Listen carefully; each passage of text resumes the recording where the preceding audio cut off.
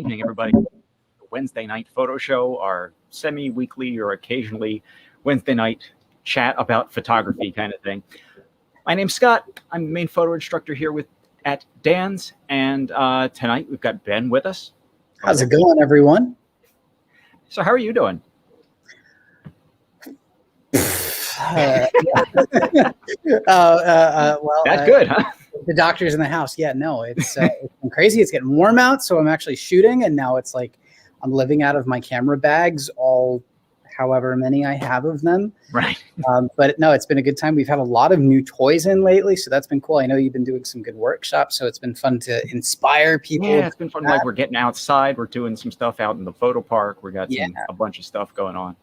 Wedding and portrait season for all photography, and we have people doing their senior photos. So we're seeing a lot of great techniques being used, and a lot of people coming in for help. So it's been a fun time lately.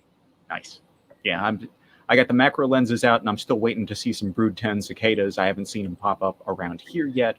Friends a little further south are posting some enormous clouds of bugs that I'm just waiting for. It's going to be an interesting year. While I'm thinking about it, I think maybe later in the season we should talk about microphones and how to handle things like that, because anybody that needs to do an outdoor anything this year, a whole new thing to talk about. So there's some very different background noise. Yeah, that's going to be louder than car traffic. So that's going to be really interesting. I didn't even think of that. I mean, oh wow. iPhones 10 years ago, were they even taking video at this point? I think they maybe just had started. Sort of. Yeah. So it's different time. So we're here to meet that need. Well, while we're talking about new stuff, I think we had some new stuff show up at the store are there any cool new gadgets before we get rolling on our other stuff? We have so many. Where do I start? There's so many toys. So one of the ones that we're going to revisit again tonight is going to be a lens that arrived a couple days ago from Sony. It's really special, though. So it's a 24 millimeter, which, isn't mind-blowing. But what's really cool about it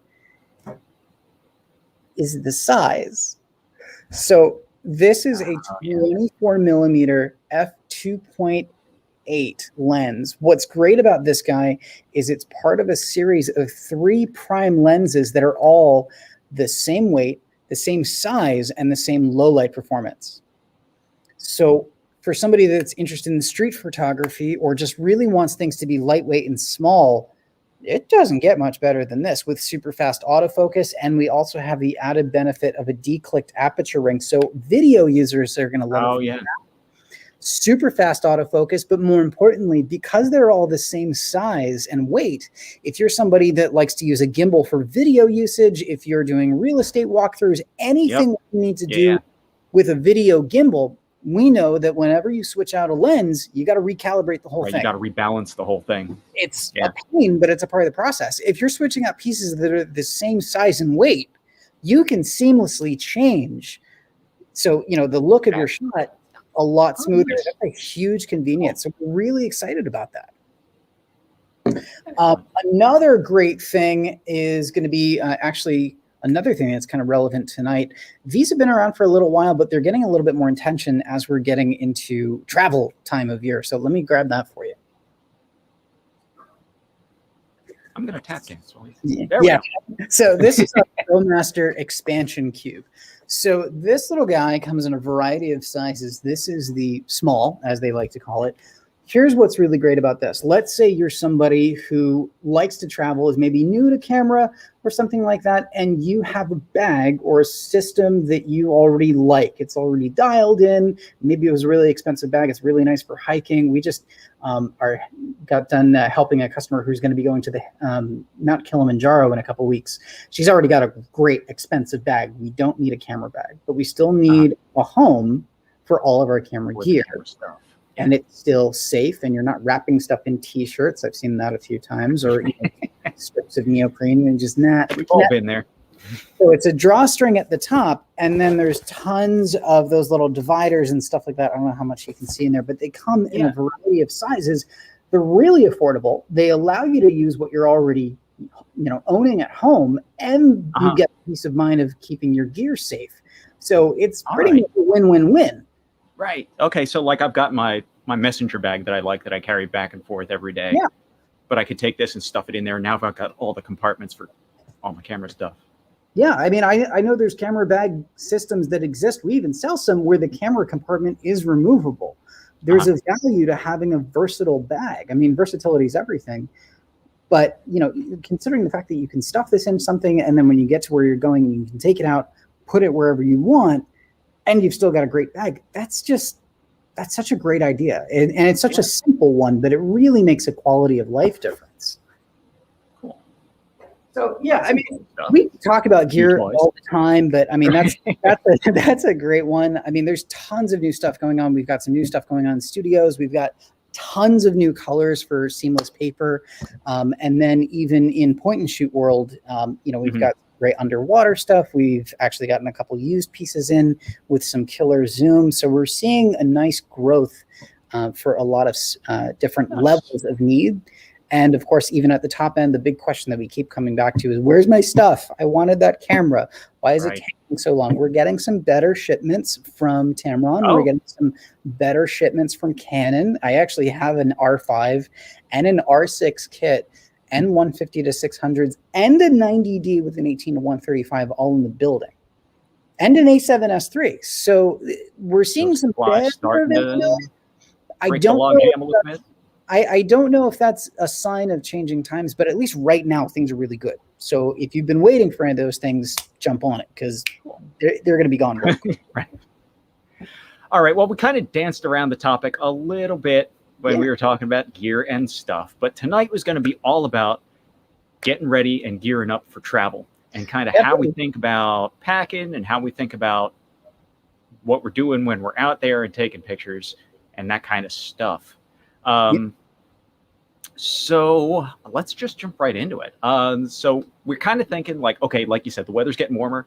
We're starting to take maybe some day trips, or maybe some vacations that we had put off are now kind of back on as things are starting to open up. Yep. Right. Like I know, like some day trips. Yeah.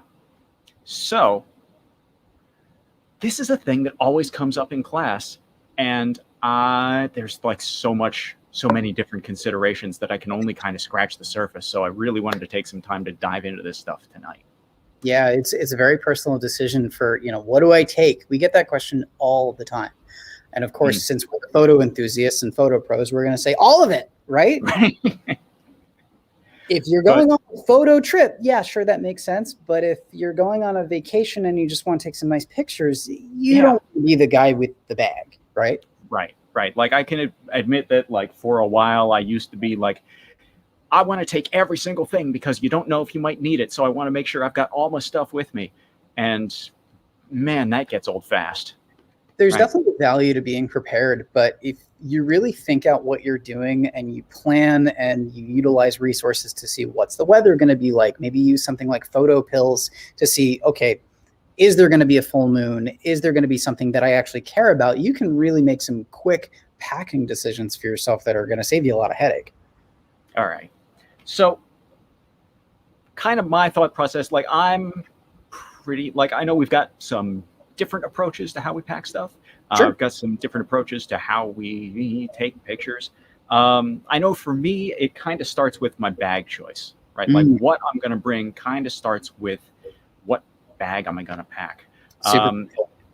Yeah. So, and now like the other thing that I kind of noticed when we talked about some of this stuff is when we compare back and forth, we're also going to be kind of going old and busted, new hotness. Like I notice a lot of your stuff is a lot newer than a lot of my stuff. So, I mean, hey, we all got to start somewhere. So I did take a point of, you know, grabbing some stuff that I personally own. But I also grabbed some different options because I know everybody's different. We want to meet every single client that comes in to their personal needs, to their budget. I mean, yeah, sure. We want to recommend whatever is going to be the best thing for the job, but we know there's other factors. If I know you want to take fast action photography, yeah, sure. I might recommend, you know, something that's really high up in the line that makes sense. And you also want long reach. Oh, by the way, there's a 5-year-old that's always tugging on my shoulder. Those are things that we take into account. We help a lot of young parents, and it's not just about the camera. So, you know, we pivot on all that kind of stuff to make sure that it's catered to you. So I do have some options to kind of, talk about some different levels and different needs, but I know you want to start off with, like, first off, what's in your camera bag? Well, so to start off, I guess we talk about which camera bag, right? Like, my main camera bag that I use for most stuff is a sling bag that looks like this. Sure. So this kind of a thing is my general go-to. And now here I've got to kind of make the decision. Like, this one has a lot more room for stuff than like this one. I've got a little one and I got a bigger one. Okay. So I guess I'm kind of thinking this one in terms of like small day trips, or like I'm on vacation and we're going to go into the city and we're going to wander around and like, so this is like little stuff. Okay. It's a much smaller bag. Yeah. Whereas this one is like, I'm going to be at Disney World all day and I need some extra stuff. Well, we know we can talk about that all day. I think people don't realize that they're talking about, travel, but we're, speaking as the two employees of Dan's Camera that probably go to Disney more than anybody else. I'm at the point where I stopped counting. If I do really start to think about it, people just get mad at me. So we'll answer their questions about Disney, but the main consideration there is like this is the size of the extra cargo space I've got in this bag versus like this one is a tiny little thing. Yeah, super important. Right. Versus this one is like snacks and rain ponchos and like hat and bug repellent and like some sunscreen and a first aid kit and like all that stuff. Over prepared. Well, I mean, if you're going to be out there all day, you're going to be in the sun. Yep. If I'm going to someplace, I mean, think like if I'm someplace like Assateague, where the mosquitoes are the size of sparrows and they're going to carry you away, right? Like, so I'm going to make sure I got some bug repellent. I think I'm still scratching some of those while it's like 8 years later. So yeah, a lot of backpacking trips there. So you did actually touch on a really good point, and I kind of want to circle back to that a little bit. You mentioned ponchos. So accounting for the weather when we're choosing a bag is definitely a really important thing, right? Oh yeah, for sure. Like now both of these have the little built-in rain fly jobby on them, right? So if like I took this thing to Hawaii, and the thing about being in a tropical rainforest is you're going to get tropical rained on. So like it's got the 400 inches of rain per year that they get up in the mountains. So like this is the little raincoat that, half of it goes right into your hiking boots. So like there's the, like you pull the rain fly out over top and it keeps all your stuff from getting completely drenched. So while we're on that topic, if someone's in a really humid or wet environment and they know it's going to be really bad, even if they've got a rain shield, maybe they should pick up some of these. These are called desiccants. These are, what come in all of our shoe packaging, but we actually sell them as a pack for you to just toss in your bags. If you know you're going to be in nasty or humid environments, you're going down to Florida or the beach, your bag kind of insulates whatever the moisture is. So this keeps your camera gear dry. You don't want it getting humid. At least when you're back in the room, like, if you bring those things out in the rain, they're just going to soak up all the exactly. Right. Yeah. So this is just a really helpful quality of life thing. And unfortunately, we've had to, break a couple people's hearts over the years, about lens fungus and things like that. These help prevent that. Yeah. So for just long-term storage, just keeping them in there. Speaking of fungus, like, do not ever take this thing while it's wet, stuff it back in the little pocket, zip it up, and then forget about it until the next time you pull this camera bag out. That's I can smell that. I can just smell, that's fungal jungle. Yeah, that's anybody who knows anything about camping. Yeah, don't put stuff away wet. Let it dry. Spread that stuff all out when you get back to your hotel room. So along the same lines with weather sealing, we've got old and busted, so to speak.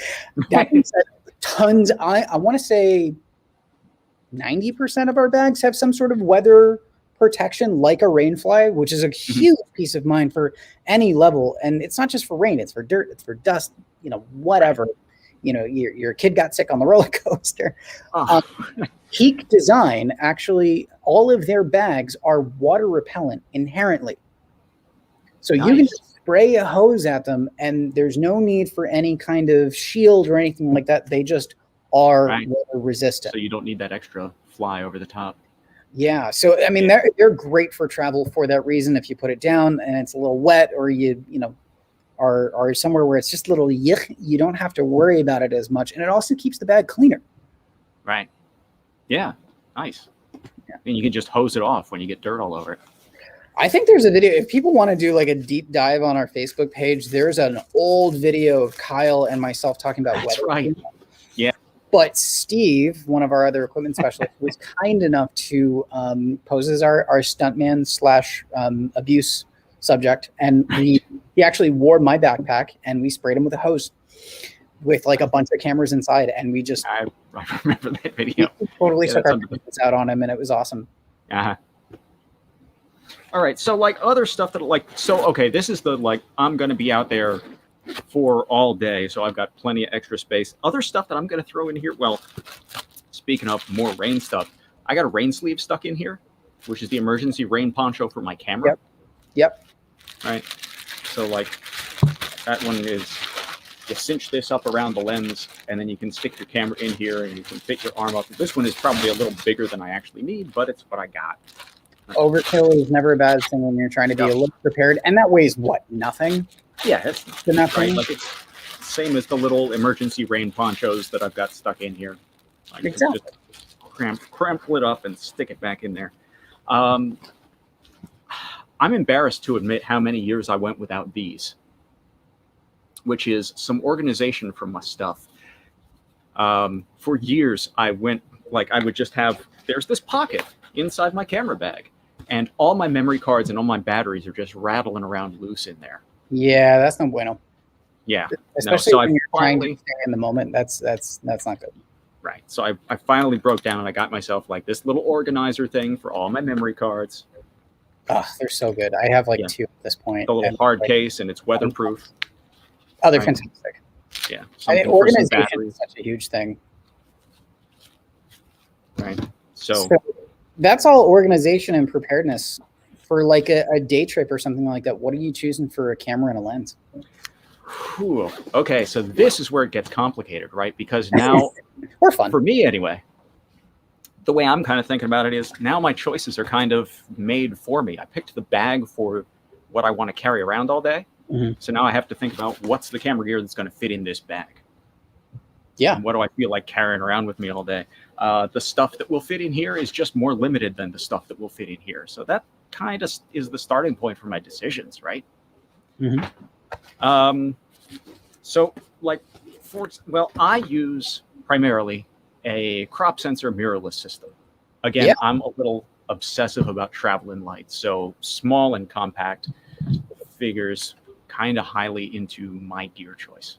Yep, Personal preference. there's definitely a huge popularity with that kind of thing. So I did grab some to just kind of talk about as well as some different combos from two different companies. If you want to talk about your camera real quick, my computer is actually screaming at me for it to get plugged in, so I will be right back. One All right. sec. So Ben will be right back.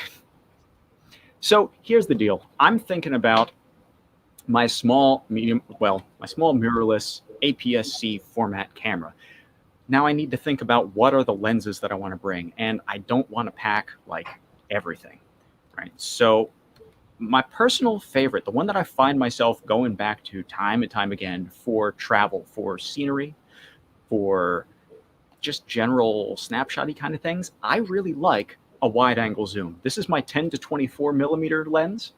And I find the 10 to 24 is great for all kinds of scenery kind of stuff. I'm just going to throw a couple of samples up here, right? Like this is 10 millimeters in a little garden somewhere in New Hampshire that it just looks nice. I just really like that wide angle perspective for my travel and for my scenic stuff. 10 millimeters on crop sensor, that's going to translate to like 15 on full frame, right? So not super, super ultra wide, but pretty darn wide, right? But I find that perspective is great for travel, for when I'm going to be out there someplace and I want the scenic and the landscape stuff. Like I really like that wide angle perspective. So that one is a no-brainer. That one's always going to travel with me. From there, it's kind of, okay, what kind of a trip is this and where am I going to be? My second choice is, I got to decide if I'm going to need a longer focal length. So I got my 10 to 24. That's going to cover my wide. Hi. Right. Hi. So I was just talking about my wide zoom, my 10 to 24, which is my go-to for landscape, scenery, all that kind of stuff. Yeah, great choice. Good for architecture too when you're in the city. Yeah, and I mean, like this particular lens, they don't advertise it as rectilinear, but the distortion is super, super low, and it's just a beautiful lens. And when you say distortion, for people that aren't comfortable with that, what do you mean by that? Okay, so when I'm talking about distortion, when we're dealing with wide-angle lenses in particular, if you're looking at architecture, you want all your lines to be nice and straight, right? You don't want things to be bowed outward or bowed inward, right? And cushion distortion is when it's bowed inward. Barrel distortion is when it's bowed outward.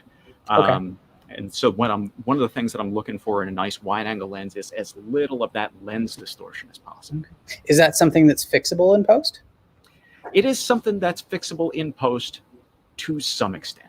Sure. Yeah, right. Especially if you're using something like Lightroom and they've got the profiles built in for your lens. A lot of that stuff is a one click and done, because you can say, okay, use the profile corrections, and the camera knows what lens you use, then it'll just apply the correct profile to correct for distortion and vignetting and that kind of stuff. All right. Calibration, all that. Cool. Well, hashtag selfish plug for our class, but I did just want to touch on that. You and I can get really nerdy with this stuff. I always like to meet people while where they're at. If anybody has any questions or comments, or you want to chime in with like what you have and what your favorite stuff is, please leave a comment. I don't want it to just be Scott and I talking the whole time. I want to hear from y'all. Yep. And my y'all came out. So so that's all really good stuff. Are there any other lenses that you like to choose? Well, my other kind of go-to, like I'm a big fan of street photography. I like the little snapshot kind of stuff and the slice of life things and the walking around. So a lot of my walking around lens is a 35 millimeter f1.4. Right. So again, on crop sensor, that's equivalent to your nifty 50, right? This is your normal focal length. But that f1.4 is nice because it just about sees in the dark, and it's got some super nice background blur. The bokeh looks real nice. So, and it's tiny, right? The nice thing about prime lenses is they're itty bitty. So I can throw this in whether I'm using the bigger bag or the smaller bag. This one always has a place in there too. Okay. Because it takes up no space. It sounds like you definitely have that in common with myself. I'm a big fan of those street photography type lenses. Me being full frame, I will grab just a normal 35 as kind of like a lifestyle storytelling lens. Yeah.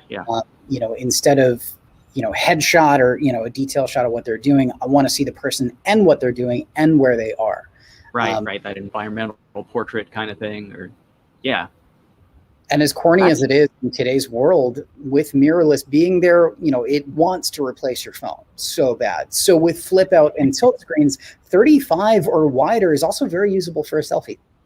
As that is, but it's really frustrating when you've got this amazing camera and good techniques, or even if you're just in auto, it's so much better than our phone.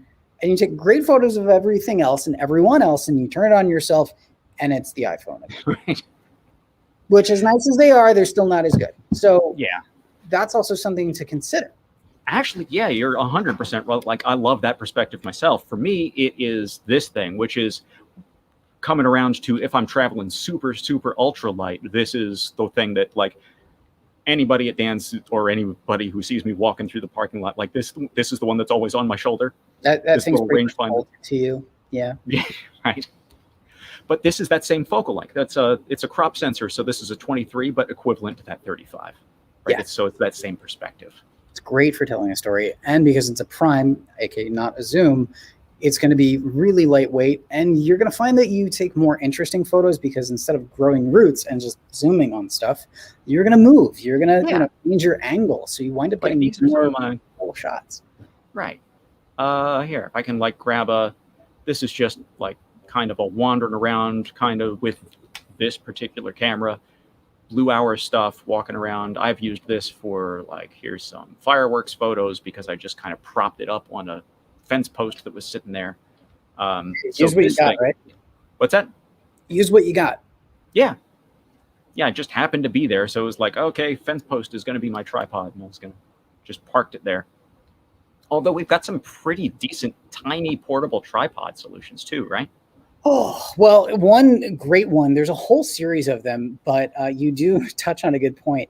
Is the Joby line. We've got a bunch of different ones from ProMaster as well. But here's what I like about the Joby line. For something being so small, sometimes I want to put it at a weird angle or something like that. Mhm. So the Joby GorillaPods, it's actually what I'm using for my light for my videos. Mhm. Is wow, that makes such a difference. You can pose the legs and wrap them around stuff. One of my favorite shots that I took last year, right before everything shut down with COVID, actually in Disney on vacation, was with a Joby GorillaPod. And I can show you the before. I can show you the photo that I took, and then I can show you the setup on just how useful and safe and reliable these are, because they come in a bunch of different sizes, but you can make it work in any weird location. But I can share that to you now. Yeah, let's take a look at that. Hey, who's that guy? Oh, we'll talk about that later. So here you've got my that was one of my full frame Sonys, and I've got an ultra wide lens on it, and I actually have the legs wrapped around kind of a beam, a guardrail, if you will, about 20 feet in the air at a restaurant in Disney and Epcot. And I'm getting ready and waiting for the fireworks. You can actually see the back of my camera is all set up. I think I had a drink or two in me, so I definitely wanted a stable tripod. You're on vacation, right? You want to keep it simple. You want to keep it fun. So I had that strapped to my bag all day. It was really light, really not uncomfortable. But my final shot was this. Nice. So even for something so small, if you plan out your trip and you kind of decide to prioritize, where I'm going to take pictures, or when I'm going to really take that time to set something up, you can work backwards from there and say, okay, I do need a tripod. How can we make that more travel friendly? Mm-hmm. So the Joby GorillaPod line is awesome. ProMaster has a killer, they call it the Hitchhiker line, which is really small and light. Mm-hmm. And then if I know, okay, I'm at a nice vantage point or something like that, I know, another shot that I did was this bad boy a couple years ago, almost perfectly center on the Magic Kingdom. That kind of fireworks shot, I'm in a crowd. So I needed to walk around with a full-size tripod all day. The way, and we can come back to, can you guys see me? I'm still in so you guys can see me right now. So the way that I did that was, okay, I need a full-size tripod. All right, let's work backwards from there. This is a valuable shot to me.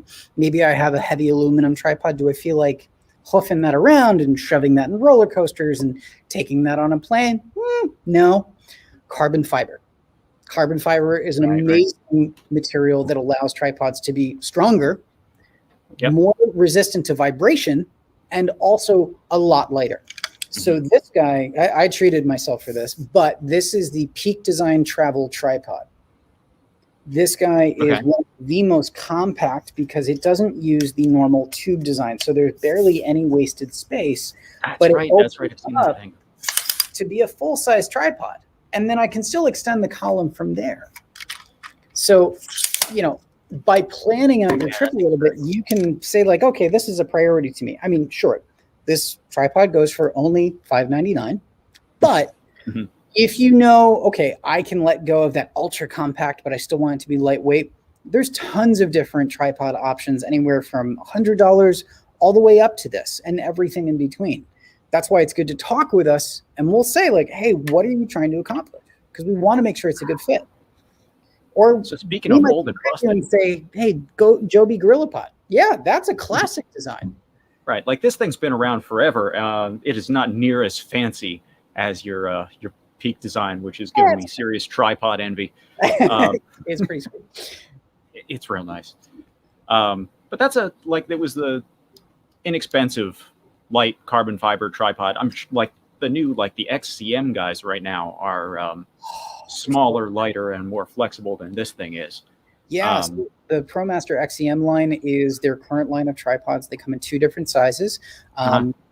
But what's great about them is they also support a whole host of model-specific accessories to kind of trick it out for your individual needs, which is awesome. But the cool thing is they come in colors, and the silver one is on sale for up to $50 off. At the minimum, you're going to get $25 off. And those are $160 to start. So they're really, really affordable. Yeah. And this one is both of these bags, the small one and the big one, both have little straps on them, so I can clip the tripod on and it just kind of goes with me. Yeah. This is certainly not like, this is another one of those decisions that goes along with your, like, I've got the big heavy aluminum Manfrotto tripod over here. I am not traveling with that thing. Nothing is that photogenic. Good for self-defense. Also pictures sometimes. Yep. Yeah, I think fantastic tripod, and I love it, but nothing's worth hauling that thing. Like, I tried hiking with it once. Well, I was lugging a medium format camera through the woods. Anyway. Okay, then. That's a whole different ballpark. That's like the opposite of traveling light and small. No, that was a terrible idea. So on to some other lenses. Yeah. Right. So, like, we got the wide and then we got that prime, but like there is some other stuff to consider, right? Like, I still don't have anything that's going to give me any extra reach. Need some zoom. If I want something a little further away. If I need a little zoom, I got a decision. Well, for me, for my gear, I've got a decision to make, which is, do I want to go with a longer, faster zoom lens? Like the equivalent for me of a the 70 to 200 is a 50 to 140. And I love my 50 to 140. It's a beautiful lens, but it takes up like this much room in the bag. If I open that, like, it's this entire thing, right? Now I've got no room for most of my other stuff. It's still relatively small, but it's relatively small. Some thought. Yeah, I can't complain. It's not huge, but like, for example, it absolutely does not fit in this bag. Right? If I want to take this one, priority. And honestly, it's a little heavy. It's not super heavy because, again, compact camera, little smaller lens, but it's not super light. So I'll admit that sometimes I default to using the plain old 18 to 55 that came with one camera. The kit lens? The kit? Because it's small. And it's great. And it's adequate. Right. Like back in the day, I would have like taken the kit lens out of the box and been like, yep, nice paperweight, and set it down there. Things have changed. I mean, it's a cliche, but it's so important for people to remember. If you're getting a new camera, everything's getting better. So even stuff that would be meh is usable now. Yeah. You know, if you're just printing for social media, it's not a big deal. If you're doing, you know, like, I'm going to this place, it's a once in a lifetime trip, and I'm going to print like this. Okay, maybe not the kit lens. Right. Yeah. But I mean, like, I love f2.8 on this lens. I like it for all kinds of stuff. The only thing I don't like is the weight. So again, going out for the day and I know I'm going to use it for something specific, yeah, I'll absolutely bring it. Gonna be walking around all day at, you know, I don't know, some place that is like, I'm not there just to take pictures. I'm there because I'm hanging out with like my family, or we're, you know, out on vacation. Yeah, maybe not. Maybe I'll just go with the smaller bag and I'll go with the smaller lens. Well, speaking of kit lens, I want to show you a couple sample photos that I actually took with a kit lens. So up until about last year, I was using one of Sony's most popular crop mirrorless cameras, kind of like you're rocking with Fuji. I wanted it to be small. I wanted it to be light. And I wanted it to be something where I could get good photos of where I was, but I also wanted great photos of myself with my friends and family, right? Okay. So I will show you some of those. So first off, this guy, this is at night, and we're moving. And I've got all my friends and fiance in focus, and it still looks fantastic. And my phone wouldn't have even touched the quality that this is offering. For sure, yeah.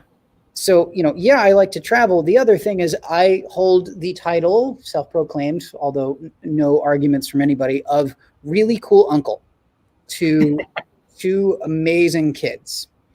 Both of these photos were taken with a kit lens on a small mirrorless crop system. And we had a great time. These are two different adventures that we took them on. Obviously, you can see I deal with some wild children, but that's a really great way to travel light and still get really great memories, and better than what a phone's going to give you. And even something like this with Grace, where we were at, this is all pre-COVID, so this feels like forever ago. I mean, she's like 8 feet taller than this now, but this was at the Philadelphia Museum of Science, the Ben Franklin Institute. There was like no light in there. Yeah. Having a better camera than what my phone's going to give me, even with a basic kit lens, we look great. I mean, yeah, we're a little sweaty, but we had a great time. There was this really cool exhibit. If you plan out your trip well and you understand the gear that you own, you can still get really amazing photos. Because on that same vacation that we did with them in the woods here, I then got some of now the family's favorite candids of them playing in the water. Oh, nice. Using that same tilt screen for a selfie is now great because I can shoot low. I don't have to crouch in the water, and I can get down to his world. So Yeah. I mean, Yeah, and I always love getting those. quintessential boy. I mean, he's just looking for fish. Uh-huh. So, those are some really great examples of plan out your trip, know your gear, and then, work backwards from there. Yeah. Now, I mean, you don't have to necessarily use, this is my nephew, Will. Hey, He was very proud of his new hat. go ahead. Fortunately, my wife's around to take pictures when I do stupid stuff like this. See, wouldn't a tilt screen have been so helpful there? I've got a tilt screen. I just decided to flop down on the wet grass for some reason. It probably got a better reaction out of him as a result. Probably. Uncle Scott's being Right. silly again. I love that. Yeah. So would you So- say also your camera bag was maybe dedicated for more than just camera gear that day too?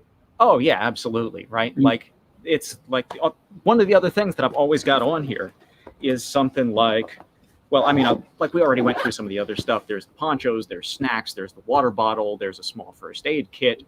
I usually like to have a little Swiss Army knife, not even for the knife part, but for like the screwdriver in case I need to tighten something or loosen something. Mm-hmm. All I good usually stuff. also have like a little carabiner on there, right? Just to have a clippy thing to stick on. I gotta take notes. This is good stuff. Mostly because like there's that trip to Williamsburg and there was the deal where you buy the mug and then the refills are cheap. So then I would take that and clip that to my bag here someplace. So It's funny you mentioned that one of the older Peak Design bags, you can't get it anymore, but I have the older version 1 Peak Design sling bag. It's a 10 liter, but it's got this deceivingly huge compartment in it. And I figured out it can hold an entire Music Fest mug on the inside. Nice. I was just going to say that's where you clip your Music Fest mug. Yeah. So, when we get back to celebrating with Music Fest again, in person, I think I'm going to break that bag back out. I got one of the ones that blinks. Nice. Oh, you went fancy with it. Yeah. I've got the same like 2018 that I love. I use it at work every day, so that's good stuff. So speaking of bags, I want to touch on some of the options that exist now for people to choose. Sound good? Yeah, like old. So I'll start with 2 that I own, and then we'll talk about some other ones that you can also pick up depending on your needs.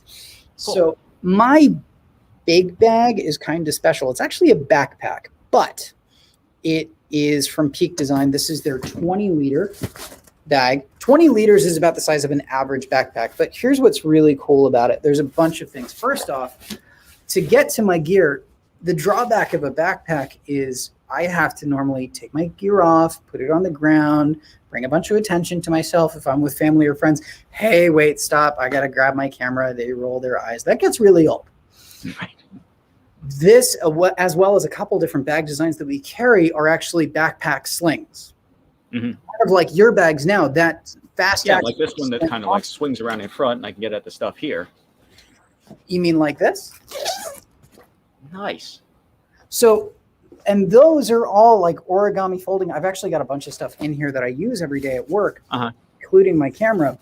Here's what's really unique about this one as well. Let's say, I bought something where I'm flying with it because this is my carry-on, and now I have a hoodie and my fiance wanted to buy something and I have headphones. Okay, this bag just got a little tight.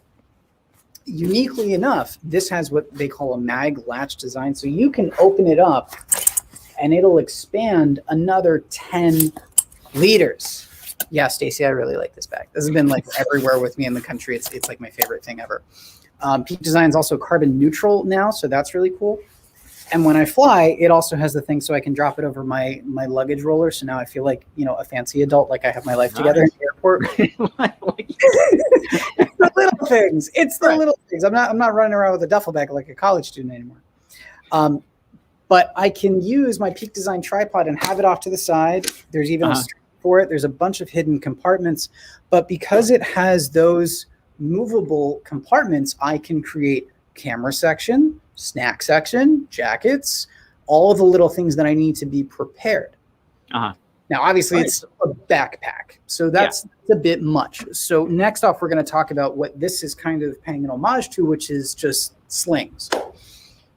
So I've got two different brands, but I wanted to show this to you. So this is the 10-liter, which is about half the capacity, truly, of the backpack. But as a sling, I've got lots of nice comfy padding here. There's still tons of room for me, and I can change the length at which this sits, so it can be low or it can be tight against my back. It never wants to be off to the side. It always wants to be behind you, which is more comfortable, okay? But I can still get to my gear very quickly. And that makes sling bags probably our most popular category now, because they're fast, they're good for capacity, they're really reliable, and most importantly, when I travel, I don't like a bag that looks like a camper bag, right? Right. That's a big thing just we talk about a drawing lot. attention to yourself. Yeah, This that is makes sense. just a bag. So Right. that's great for peace of mind. And they make it in some different sizes and colors. So this is a 6-liter bag, and they make it an even smaller one too. And there's still that weather resistance and things like that. But obviously those are still a little flashy. They're not so much for the outdoorsy person. We have a lot of people that like to hit the trails, or they're at sporting events a lot. So hot, sweaty, I need more comfort, I need more support. So one of the other things is from Mindshift. So this is a 10-liter bag, really different design. Big water bottle holder on the side, which is really nice. But more importantly, this is where this bag differentiates. Huge, gorgeous, breathable padding. And there's a optional hip belt. So if the bag gets really heavy, or you have a long day, that's awesome. But there's so much more comfort to this. It doesn't have that weather resistance, but it has the rain shield, and the zippers are still weather sealed. So there's still tons of reliability and peace of mind. This is actually one of our most popular bags. It's probably our hardest to keep in stock because it checks off so many things on so many boxes. And it looks great. It's not too flashy. It's even got a vinyl rubber coated bottom. So if you put it in kind of a muddy condition, you don't have to worry about it. So that's great. It's probably one of my favorites, actually. And then last but not least, if you're saying to yourself, okay, that's still too big. That's nice, Ben. Those are really cute bags, but that's too big. We've got tons of great small shoulder bags that are a nice little cube. They could toss into something else, and they still have tons of room. I mean, this could fit your Fuji with room to spare. And you've got tons of organization still. You've got a good zipper on it, and you can even just close it magnetically if you know you're going to be in and out a lot.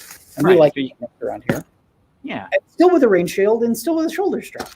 So there's a lot of different ways for you to pack out stuff comfortably with good peace of mind, and in a way that you know that all of that gear that you invested in is going to be protected. That's the big thing. Right. Yeah, I know I'm like wandering around with this. Well, I mean, that was kind of, protected is kind of a loose term, but that's the same thing, right? Like, I'm outdoorsy, I'm doing stuff outside. I'm a little worried about like where my stuff is. I could say this is probably not my brightest career move. I've got all my camera gear and I'm standing knee deep in water with my shorts hiked up past my knees so that I don't drag them through the ocean.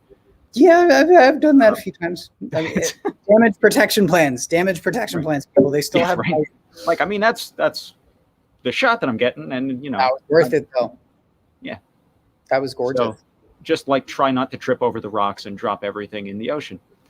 So onto gear. I wanted to touch on that lastly, because we talked about bags, camera, there's some good opportunities. So, well, first of all, how about one of these? Oh my gosh, flashes, lighting. So important and so overlooked. This one is the one that I usually bring when I'm traveling. Like, I've got a whole bag just for lights, but this is the one that I'm going to bring when I'm traveling. This is the TT350, the little Godox Jobby. This is the tiniest one that they sell, and this is the one that's usually going to travel. Fantastic. That's a great flash. I mean, what are some of the scenarios that you would see yourself using it realistically? Probably if I'm going to be doing, like, I need some fill flesh. Imagine if I was going to be taking a picture of that sunset, but I want to get pictures of people in front of them, and I want them to be something other than just a plain old, like a black silhouette. I need some light to fill in. Yeah, that's really important. Right. That makes such a huge difference with your photos. I mean, especially if you don't want to spend all your time editing, it's still not going to be the same. A lot of people overlook good lighting when they're traveling. It's too much of a hassle. A lot of people don't realize that lighting has come a long way, and it's a lot lighter and more compact, and it's usable still. It's not just tiny. It's good. Yeah. One of the things that we always do, we like to wandering around someplace and we tour like old historic houses or something. And so you're indoors, and now there's not necessarily a light. There's just whatever's coming in from the window. So I'll take this thing and I'll kind of like point it up and behind me to bounce it up into the ceiling and light up the room that I want to take a picture of. Your photos are going to turn out so much better than everybody else's. Right. That makes such a big difference. I save a little bit of space by taking the diffuser dome off. I don't find this thing super useful. It's just costing me a little extra space in the bag, and I know I'm going to probably misplace it if I travel with it. I usually leave that home. Okay. I mean, that's a fair point. If you got the room, I mean, diffusion's a good thing. So, I mean, right. Yeah, well, I mean, a lot of bigger diffuser, if I could manage it. This is kind of like, A lot of the small mirrorless cameras that are crop sensor are still coming with pop-up flashes. This little guy from Sony actually tilts. You can kind of bounce it. Oh, nice. But if you're dealing with anything that's, at a distance of more than like 5 feet, they're pretty much useless. If you're using anything longer than the kit lens, pretty much useless. So it's there, but yeah, using a good lighting system is fantastic. On to these, though. These are two really popular models. They're just kind of meeting everyone's needs these days. So first off, with Nikon, we have their Nikon Z50. This is a crop sensor mirrorless camera.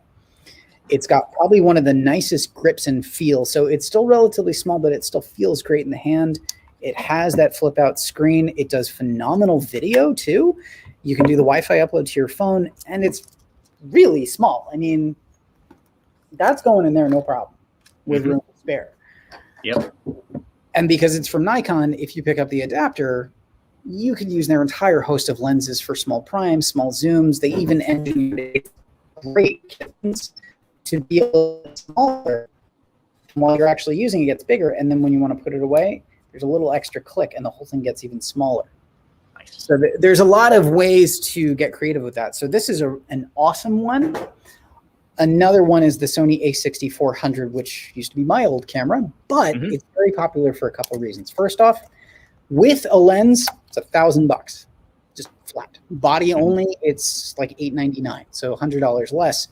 But this gets you into the host of the entire Sony mirrorless line, which has been very popular. You still have fully automatic. You have eye autofocus, which is great for kids. It has it for pets as well. Good video. You've still got a nice viewfinder. You've got a flip up screen. I know we talk about the selfies a lot, but travel, it's all part of it. Yeah. But then I can grab small primes and I'm good to go for the day. I mean, that's it for street photography. Yeah. Now, for someone that's kind of like me, or maybe does other kind of work, and then they're saying, all right, I don't need to take the $3,000 system with me to travel, but I still appreciate full frame. Maybe I have full frame. What is there for me that's travel friendly? Because when we talk about full frame, lenses get big, right? So within mirrorless, that lightweight conversation is a big thing. So for example, this is a $2,200 24-70 mid-range zoom. It's kind of the bread and butter. If you got one lens and you want it to be good and low light, this is it. Big price tag. It's also pretty heavy. I mean, it's hefty, right? There's a lot of glass in there, right? It's over a pound. So in my bag, I have its competitor, which is the 28-75 from Tamron. Same low light performance, really close in sharpness. Depending on what camera you have, you're not even going to see a difference, but it performs excellently, even for professional use. Bit of a difference. Yeah, a little bit, huh? Difference. So, and this guy's $879, and still weather sealed, and still great for autofocus. So, better investment, smaller and lighter, and still meets my needs. So, don't overlook not just the brand of camera that you own. Look at some of those third parties, because sometimes they're doing it better and they're doing it for less money. Yeah. No, that looks very travel friendly. So covering that 2470 range at the that's like everything. That's life, you know. Yeah. And then back to, because that's kind of like your wide angle mid range. Mm-hmm. If I go to primes, this is personally my favorite. This is the 35 millimeter. It's a 1.8 super fast lens, still weather sealed. We like weather sealing. But for a single lens for the entire day, that's great. And then a hand clutch instead of a giant strap. That's awesome. That's the other thing I was going to ask you about. What are you rocking for a strap these days? Because I'm using a Peak design. Yeah. Or not a Peak design, a Black Rapid, but the shoulder type that goes across this way, and then it just kind of hangs at my side rather than sitting in front of me. I've never liked these that bounce around when you're walking, so I've got the... We see a lot of people use those for both wildlife and sports photography. It's great because you don't have to hold the camera. It can just be locked in on you. But you've got good peace of mind that the camera's safe. There's safety tethers, and you can just bring it up. It slides on strap, and you just let go, and it comes right back to your hip. So those are great even when you just don't want a bag. Just straight up, don't want it, don't need it. They also have systems where you can carry two. I have a 2-camera harness strap like that when I photograph weddings, because I have 2 bodies on me for that. When I'm usually just kind of doing everyday casual stuff for vacations, I'm actually not using a strap because it's in and out of my sling bag so quickly. The strap just kind of gets in the way. Oh, okay. But like mine's usually just hanging at my side constantly. Exactly. But doesn't always wind up being conducive. And your nephew's, pretty young. When my nephew was little and hip height, he used to like to run by me and clock his head on my camera. Yeah, that's a thing that has happened. All right. And I feel like the bad uncle. Not cool. So that, or like, what's this thing? And I'm poking at buttons. Even worse, right? So for that reason, if I know I want the camera to be out constantly and I have the bag on me, I can either use a sling, which is really fast access, or I don't know if you can see it because it's like black on black. This plate here is a standard tripod plate. That's going to work on pretty much everything that we sell. But more importantly, the Peak Design capture clip is what they got started with. This is on their 3rd design now. It's really slim. But this can bite onto, you see those bolts, they open up, it can bite onto a belt, it can bite onto a backpack strap. The Peak Design bags actually have a designated area that's the perfect width. And all I got to do is click in, and then this is going nowhere. I've actually ridden a motorcycle with this just on me. But then if I want more safety from there, there's a little twist knob that I can have for extra safety. But if I want to just get to my stuff, I just hit that one button and it comes out. And this can clamp to anything that I already own for fast access. Have it on you, pick it up, and then that wrist strap is what you're using to keep it. Pull it in and out. And this, I can quickly change the tightness. So, I know that it's not going anywhere. It's not going to fall off my hand as much as I do this.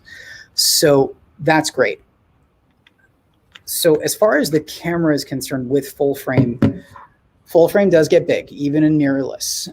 This has been a really popular model. This is what's in my camera bag. This is my personal model. This is the Sony A7C, okay? C stands for compact. This is a full frame camera.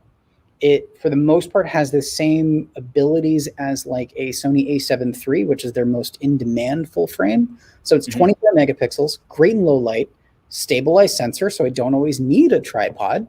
Plan out your shots. I might not need one. It uses all the same batteries that my other stuff does. It's fully weather sealed, and it's the only Sony that has a flip out screen for this kind of price point, which also makes it killer for video as well. And this has become my small travel camera. Right. The last lens, I promise it's the last one. The last lens I'm going to talk about. So we did small prime, we did mid-range, but better than some of the other options. Sometimes I want to have my cake and eat it too, right? So if I don't know what my day is going to be and I want to be as prepared as possible, we're going to look at travel lenses. The current market, there's a few, but they all kind of hit on the same points. They're going to be fairly versatile. They're going to start at about 24, 28 millimeters, and they're going to have a range of 240 at the longest, all the way down to 150. And they're all going to be about $1,000-ish bucks. It's a little bit of a big price tag, but when you consider it's that many lenses potentially in one, the ability for you to pack light gets really, really attractive. So for that reason, I'm going to mention this guy. This is the Tamron 28-200. 18-400 if you're a DSLR. That's another great one. This is for mirrorless. The 18-400, while we're talking about it though, Kathleen, that guy won a lot of awards. If you're a Canon or Nikon DSLR crop sensor shooter, best lens you can pick up at 650. Absolutely phenomenal. Very sharp. If you're somebody that sits at the long ends or cares about wildlife, we're actually not going to recommend that lens. You've got the 100-400 to kind of take over. But if you have one lens for the day and you're on a DSLR crop sensor system, chef's kiss, just fantastic lens. What makes this one special though for full frame is it's about half the size in some cases and about 30% less in weight. But at 28 millimeters, it's an f2.8.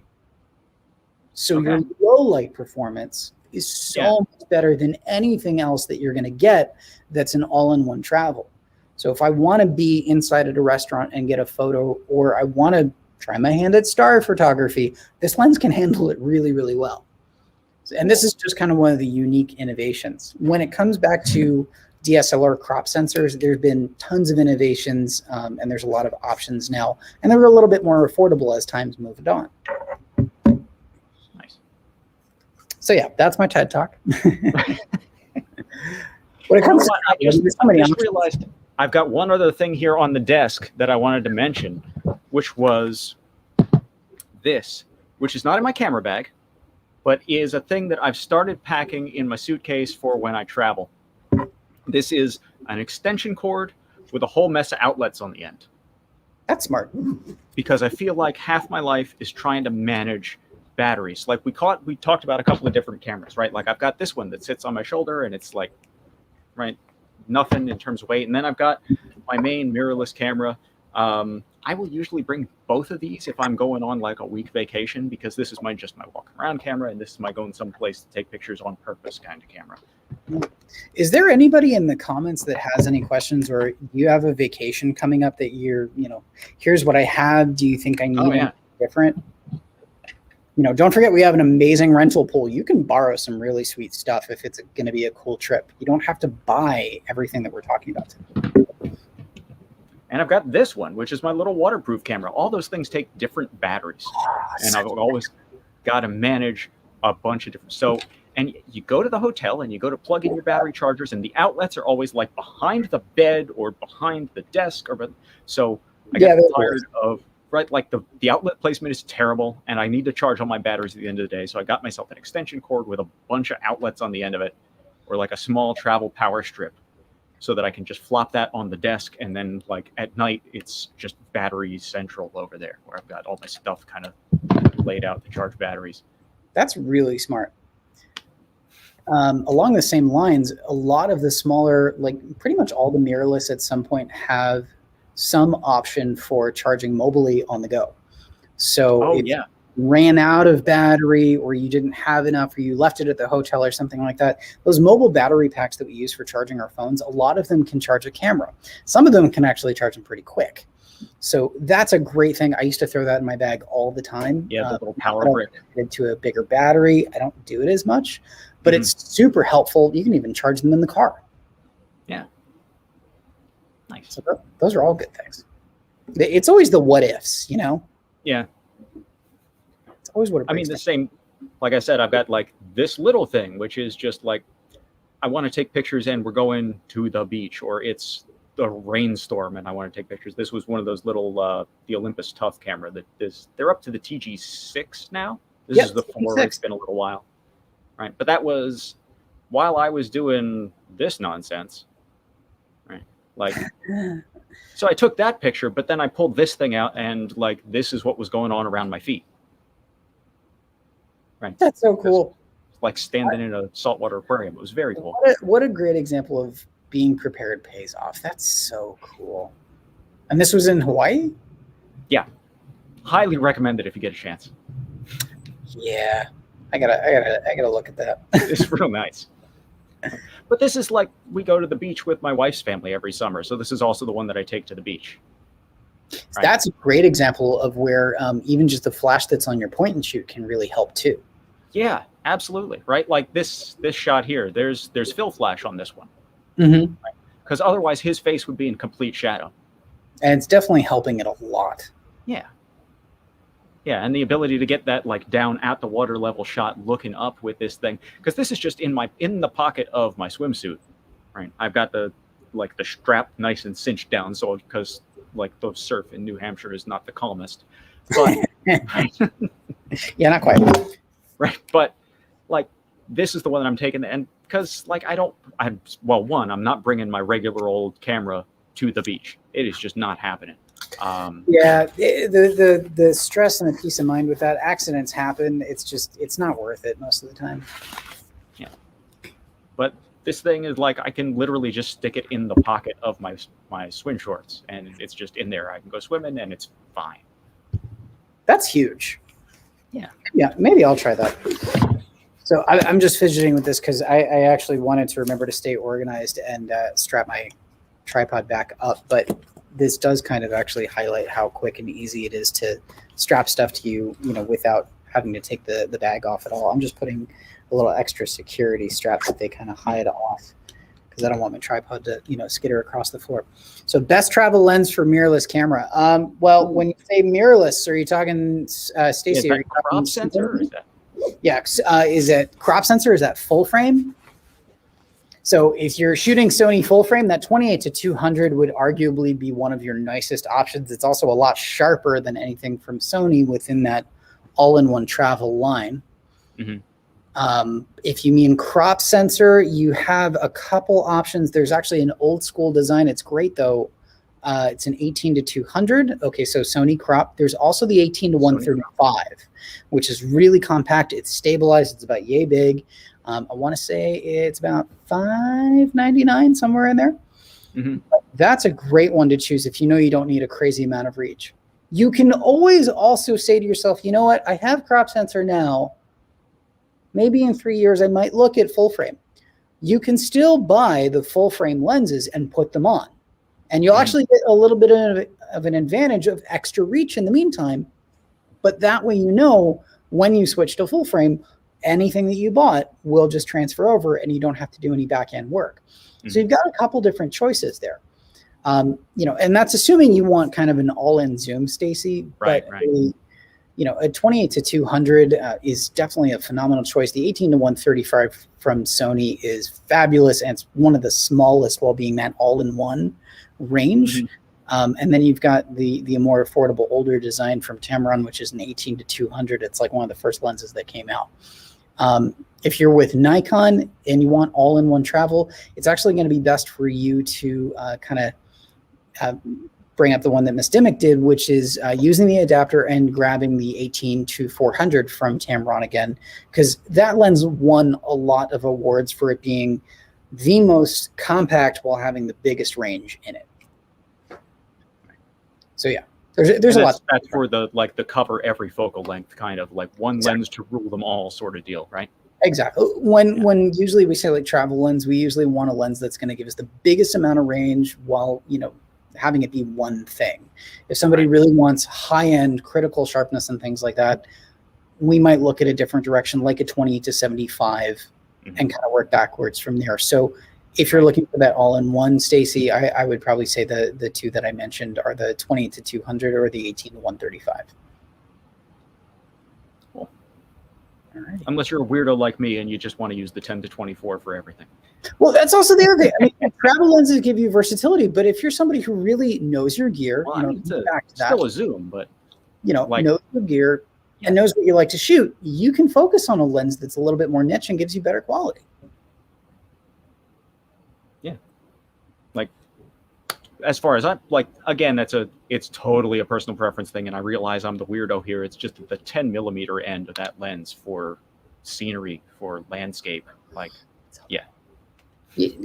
That kind of look you can't fake. So having an ultra wide, if you like landscape, definitely throw it in the bag. I mean, they're relatively small most of the time.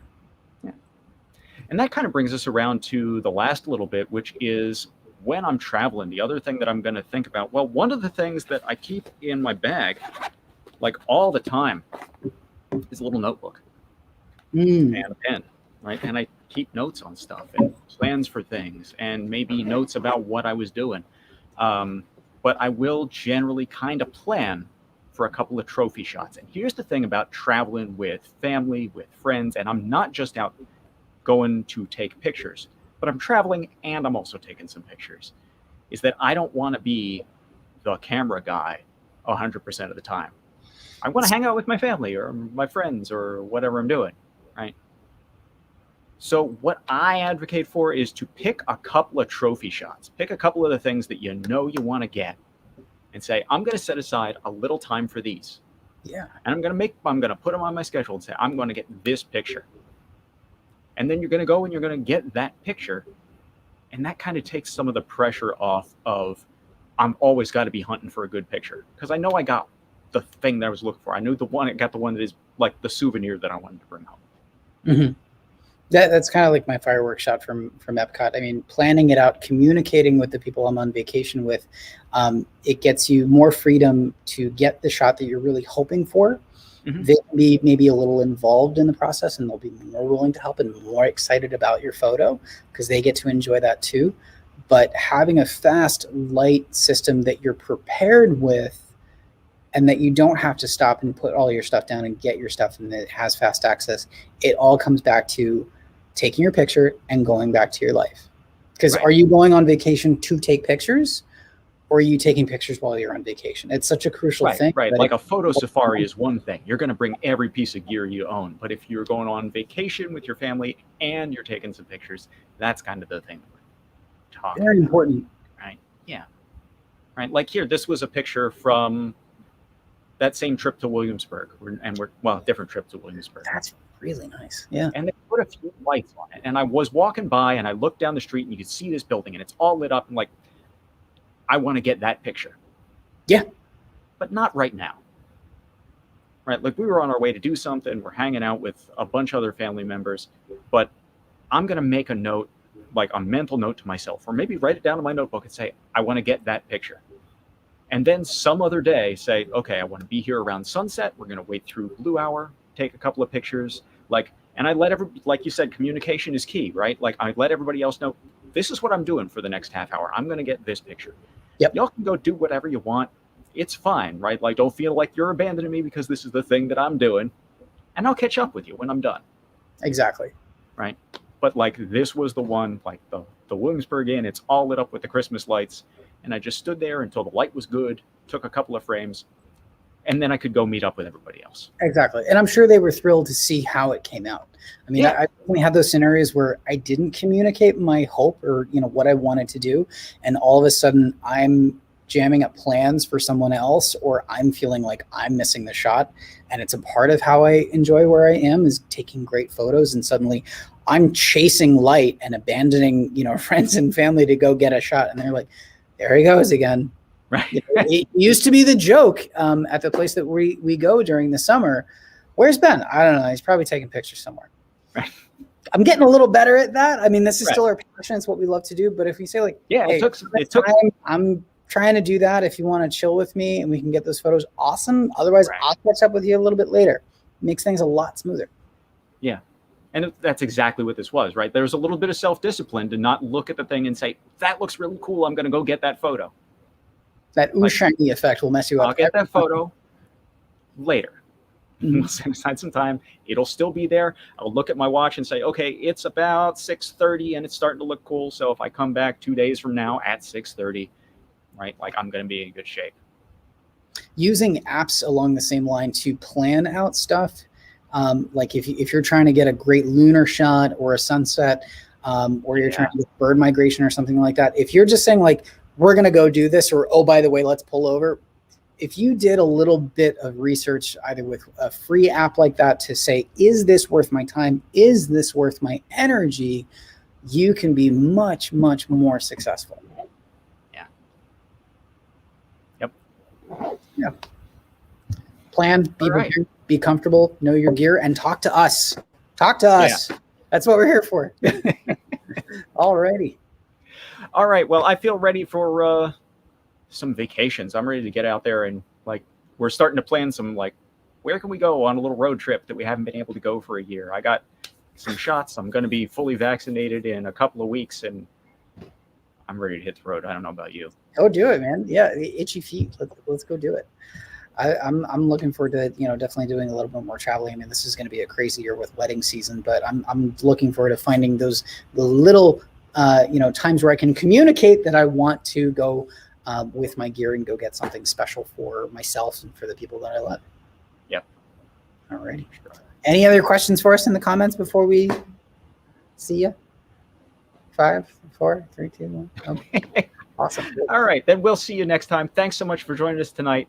The weather looks like it's going to be fantastic for the next week or so. Please get out there, take some pictures, and we will see you next time. And share what you got. Take care, guys. Night.